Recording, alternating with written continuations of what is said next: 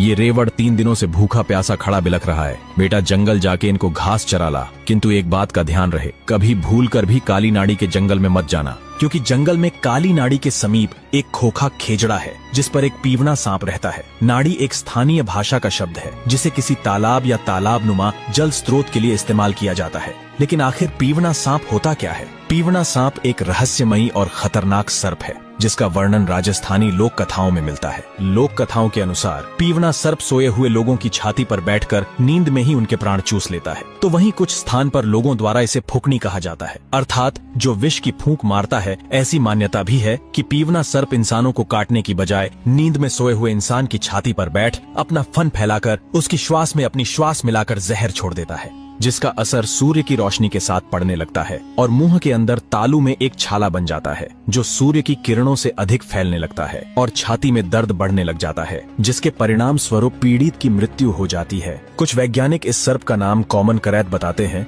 जो कि एक खतरनाक सांप है। तो वहीं कुछ विशेषज्ञों के अनुसार पीवने सर्प की लंबाई करीब 7 फीट तक होती है। यह सर्प राजस्थान के रेतीले स्थानों पर पाया जाता है। इसका रंग बालू रेत की तरह होने के कारण इसे आसानी से देख पाना मुश्किल है। हकीकत क्या है, इस बारे में कोई पुख्ता प्रमाण आज तक नहीं मिल पाया है। माता से आज्ञा पाकर भभूता सिद्ध जी अपने मित्रों संग अपना पशुधन लेकर जंगल की ओर निकल पड़े, लेकिन उन्होंने देखा जंगल में कहीं भी घास नजर नहीं आ रही थी। तभी वहां से गुजर रहे एक राहगीर ने बताया कि जंगल में काली नाड़ी के पास लंबी लंबी और घनी हरी घास है। काली नाड़ी का नाम सुनते ही भभूता सिद्ध जी को माता द्वारा दी गई चेतावनी याद आ गई, किंतु 3 दिनों से भूखे प्यासे रेवड़ को भी नजरअंदाज नहीं किया जा सकता था। और यही सब सोचकर भभूता सिद्ध जी जंगल में अपने पशुधन को हाँकते हुए काली नाड़ी की तरफ निकल पड़े। काली नाड़ी के पास पहुंचते ही भभूता सिद्ध जी ने देखा उस राहगीर द्वारा बोले गए वचन सत्य थे। वहां बेहद घनी और हरी घास थी। विधि के लिखे विधान और महादेव द्वारा रची गई लीला के परिणाम स्वरूप अपने मित्रों संग खेलते खेलते भभूता सिद्ध जी की नजर दूर उस प्राचीन खेजड़े के वृक्ष पर पड़ी और उनके मन में विचार उत्पन्न हुआ कि इस पीवने सर्प की वजह से यहाँ कोई नहीं आता, जबकि यहाँ पशुओं के पेट भरने के लिए पर्याप्त चारा मौजूद है। इसी विचार के परिणाम स्वरूप भभूता सिद्ध जी के मन में पीवने सर्प के प्रति क्रोध ने जन्म ले लिया और हाथ में लाठी लिए महाराज भभूता सिद्ध जी खोखे खेजड़े की ओर आगे बढ़ने लगे। उनके मित्रों ने उन्हें रोकने का अथाह प्रयास किया, किंतु विफल रहे। भभूता सिद्ध जी ने उनकी एक न सुनी और उस खेजड़े के समीप पहुंचकर पीवने सांप को बाहर आने के लिए ललकार लगाई। कुछ समय बाद खेजड़े से आवाज आई कि हे राहगीर, तुम जो कोई भी हो अपने रास्ते लौट जाओ। मैंने तुम्हारा क्या बिगाड़ा है जो तुम इस प्रकार मुझ पर क्रोधित होकर मुझे बाहर आने के लिए ललकार रहे हो? तभी भभूता सिद्ध जी ने कहा कि तुम्हारे डर से स्थानीय लोग इस स्थान पर आने से भयभीत होते हैं, अतः तुम्हें किसी भी कीमत पर यह स्थान छोड़कर जाना होगा। इतना सुनते ही पीवना सर्प खेजड़े से नीचे उतरा और मनुष्य रूप धारण करते हुए भभूता सिद्ध जी से कहा, मैं चाहकर भी ऐसा नहीं कर पाऊंगा क्योंकि मुझे अपने ही गुरु द्वारा श्राप मिला है। तब भभूता सिद्ध जी ने कहा, स्पष्ट कहो क्या कहना चाहते हो? तब सर्प ने कहा, वर्तमान से लगभग 600 साल पहले की बात है। मैं और मेरे गुरु इसी जंगल के रास्ते गुजर रहे थे। उसी समय हमें प्यास लगी तो हम गुरु चेला यहाँ जल ग्रहण करने पधारे। गुरुदेव को यह स्थान ठहरने के लिए उत्तम लगा तो गुरुदेव की आज्ञा अनुसार हमने कुछ दिन इस खेजड़े के वृक्ष तले विश्राम करने का विचार किया। जब मैं गहरी नींद में सो जाता तो गुरुदेव रात्रि उपरांत ब्रह्म मुहूर्त में उठकर सिद्धियां प्राप्ति के लिए साधना किया करते। एक दिन जब वे ऐसा कर रहे थे, उसी समय संयोगवश मेरी निंद्रा भंग हो गई और मैंने गुरुदेव को ऐसा करते हुए देख लिया। मेरे मन में उसी समय कपट ने जन्म ले लिया। मुझे सिद्धियां प्राप्ति से पहले बहुत कुछ सीखना बाकी था, इसलिए गुरुदेव को सही समय का इंतजार था और मुझे यह भ्रम हो गया कि गुरुदेव मुझसे ये सब छुपा रहे हैं। और इसी कपट के वशीभूत जब गुरुदेव सिद्धियां प्राप्ति के लिए साधना किया करते तो मैं सोने का ढोंग करते हुए उन्हें देखता, और जब गुरुदेव सो जाया करते तो मैं उठकर बिना उनकी अनुमति के उन्हीं के भांति सिद्धियां प्राप्त करने की कोशिश करता। एक दिन मैं ऐसा कर ही रहा था कि अचानक गुरुदेव की नींद टूट गई और गुरुदेव तुरंत उठ खड़े हुए। मेरे द्वारा अपने ही गुरु के साथ किया जा रहा ऐसा कपट देख उनके नेत्रों में अग्नि ज्वाला प्रज्वलित हो उठी और क्रोध में अपना कमंडल उठाकर अपनी हथेली में जल भरते हुए बोले, कपटी दुष्ट, तुझे अपने गुरु के साथ कपट करते हुए तनिक भी लज्जा नहीं आई? जा, तुझे मैं इस नीच कपट के लिए श्राप देता हूँ। आज से तू पीवना सांप बनकर इसी वृक्ष पर पड़ा रहेगा।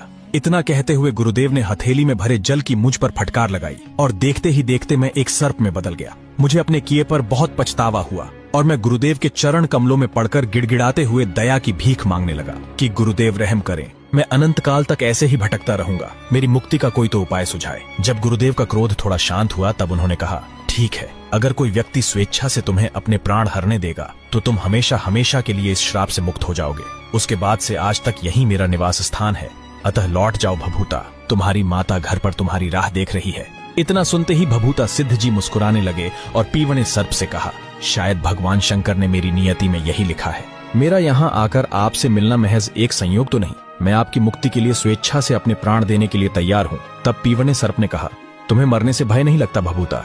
घर पर तुम्हारी माता तुम्हारी राह देख रही है। तब भभूता सिद्ध जी मुस्कुराते हुए बोले कि नागराज, एक दिन तो वैसे भी सबको मरना ही है। अगर मैं आज मोक्ष को प्राप्त हो जाऊं और मेरी मोक्ष प्राप्ति से किसी का उद्धार भी हो सके तो भला इससे उत्तम और क्या होगा।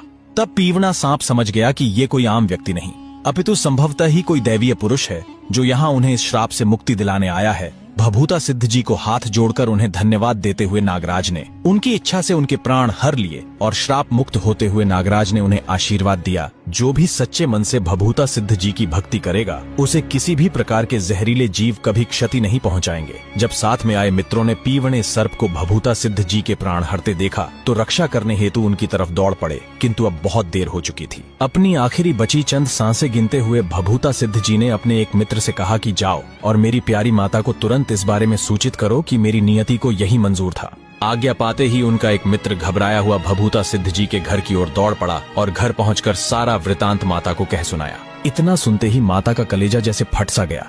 रोती बिलखती माता भभूता भभूता चिल्लाते हुए काली नाड़ी की ओर दौड़ पड़ी। उनकी आंखों से बहती अश्रुधारा एकाएक रुकने का नाम नहीं ले रही थी, और लेती भी कैसे। एक माँ की ममता होती ही ऐसी है जिसको भगवान भी स्वयं से ऊपर का दर्जा देते हैं। जैसे ही माता भभूता सिद्ध जी के पास पहुंची तो देखा उनका देह अब ठंडा पड़ चुका था। उन्हें ये भलीभांति ज्ञात हो चुका था कि अब भभूता फिर कभी नहीं बोलेगा, किंतु एक माँ का हृदय यह मानने को तैयार न था और माता जोर जोर से रोते हुए लगातार भभूता भभूता पुकारे जा रही थी कि शायद उनका पुत्र अब तो उठेगा, लेकिन कहते हैं ना, होनी को कोई नहीं टाल सकता।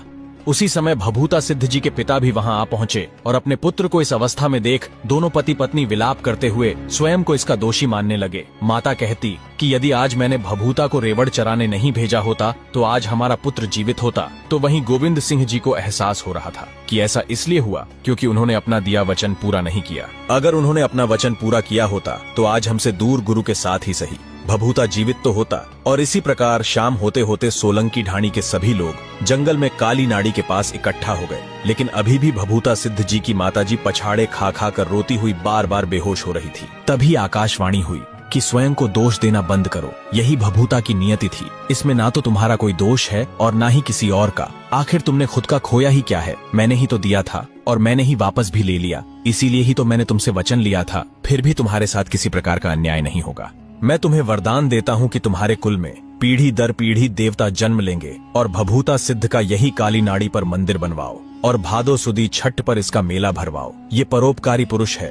भभूता सिद्ध बढ़ते कलयुग के प्रभाव से ग्रसित दीन दुखियों के दुख दर्द दूर करेगा। और फिर आज्ञा अनुसार काली नाड़ी में भभूता सिद्ध जी का मंदिर निर्माण करवाया गया, जहाँ आज भी हर साल भादो सुदी छठ का मेला भरता है। भभूता सिद्ध जी के जितने भी भक्त हैं, उनकी वहाँ पर फेरी लगती है और ऐसी मान्यता भी है कि जब तक कोई भक्त फेरी नहीं लगा देता तब तक उसकी भक्ति अधूरी रहती है। भभूता सिद्ध जी और ज्योतराम जी गोदारा से जुड़ी भी एक कथा प्रसिद्ध है और आस्था का केंद्र बनी हुई है। कालांतर में इसी स्थान पर भभूता सिद्ध जी महाराज सूक्ष्म शरीर धारण करके चंगोई के जंगल में गए, जहाँ उनकी मुलाकात पशु चराते हुए भनीण गांव के ज्योतराम जी गोदारा से हुई। ये कथा आप सभी को अलग से सुनाई जाएगी। आकाशवाणी द्वारा दिए गए वरदान के परिणाम स्वरूप कालांतर में गोविंद सिंह जी के ही कुल में एक और देवता प्रकट हुए, या फिर यूं कहूं कि महाराज भभूता सिद्ध जी का ही पुनर्जन्म हुआ, जो कि दीन दुखियों के दुख दर्द दूर कर रहे हैं, जिनके आशीर्वाद से सर्पदंश से पीड़ित व्यक्ति पूर्णतः स्वस्थ हो जाते हैं। सोलंकी ढाणी में आज भी जिनका स्थान बना हुआ है